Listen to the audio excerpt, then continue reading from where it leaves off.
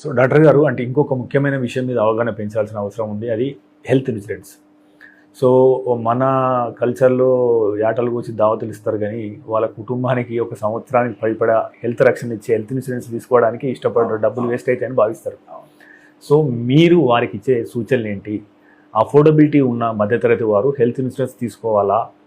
దాని పట్ల ప్రాముఖ్యత ఏంటి? అది చాలా important, very important. Health insurance కాదు, అది investment. You can take us an investment, because ఈ రోజు రేపుల్లో మంచి ట్రీట్మెంట్ కావాలంటే వెరీ ఎక్స్పెన్సివ్. మీకు చెప్తాను, మన లాస్ట్ మంతే ఒక పేషెంట్ ఆపరేషన్ చేశాము, డిశ్చార్జ్ వెళ్ళడానికి రౌండ్ చేసి మీరు ఇంటికి వెళ్ళిపోవచ్చు అని చెప్పాను. సార్ ఇల్లు ఎక్కడుంది సార్, ఇల్లు అమ్మి బిల్లు కట్టామని చెప్తున్నాడు. సో అలాంటిది ఎలా అంటే చాలా వరకు చాలామంది అమ్ముకుంటారు, అలా అంటే ప్రాపర్టీ అమ్ముకొని మళ్ళీ బిల్ పే చేస్తూ ఉంటారు, ఎందుకంటే వెరీ ఎక్స్పెన్సివ్.